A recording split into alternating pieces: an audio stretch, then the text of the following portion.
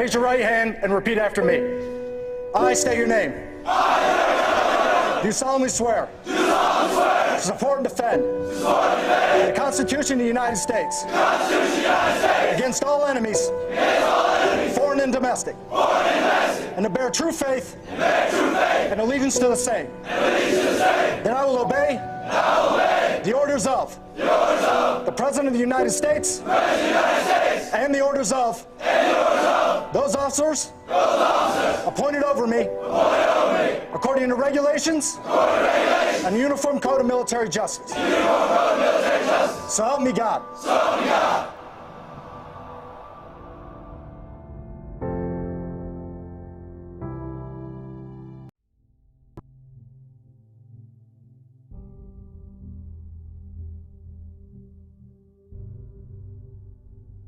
Veterans Day, to me, means taking time out of your busy lives to remember those who wanted to make a difference in the world and those who had to go fight a war and made the ultimate sacrifice.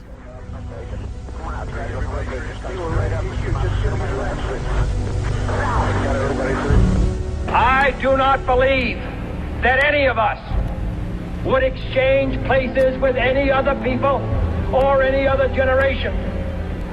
The energy, the faith, the devotion which we bring to this endeavor will light our country and all who serve it. And the glow from that fire can truly light the world. They put so much on the line. They are doing this out of the pure pride of their country and kindness of their hearts to defend America. And so, my fellow Americans, ask not what your country can do for you. Ask what you can do for your country. I think they should be recognized for the hard work they put in and the sacrifices they made to leave their families and do something as difficult as serving the military. There's nothing but admiration for those people. My fellow citizens of the world, ask not what America will do for you, but what together we can do for the freedom of man.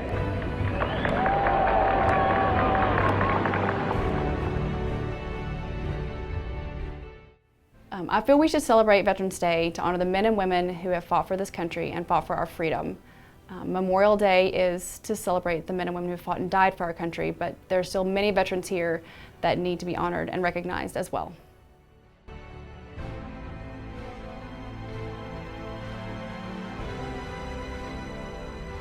Serving my country was my honor. For me, it means the ultimate sacrifice.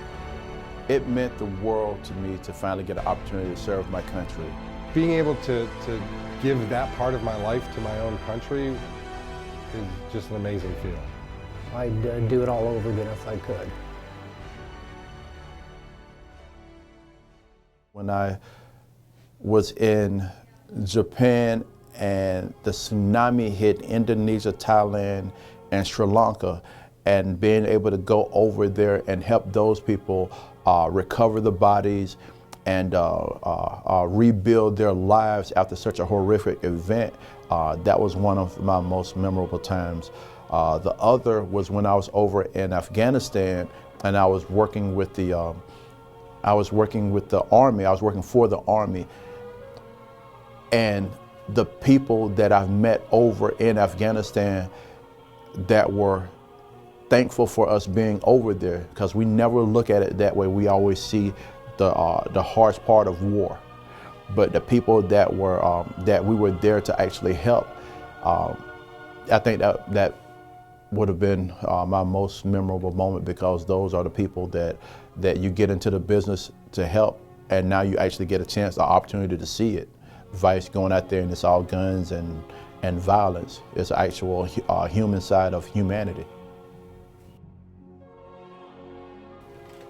When I was, I think, in Fort Leonard Wood, which they call Fort Lost in the Woods, getting there, they put all of us in a bus, in the cattle truck, and we had no idea the drill sergeant was sitting there all the way in the back. We all crammed up, probably 100-something individuals in that cattle truck. And then all of a sudden we heard a loud voice say, "Get off my cattle truck," or something in that nature, and we all rushed out and our formation shaking.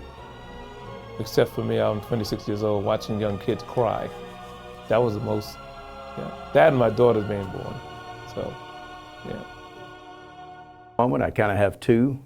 You can't be in the military without having the most memorable moment, your first day in boot camp, when they're screaming and hollering at you and saying things that you can't talk about. So that impresses upon you. So while I was in the Air Force, I was stationed overseas in England. I decided to go to Germany for just to, hang out and have a good time. Ended up in Berlin the night the Berlin Wall fell. So I was actually in Berlin the night the Berlin Wall fell. And I have a piece of the Berlin Wall sitting in my parents' house in New Hampshire.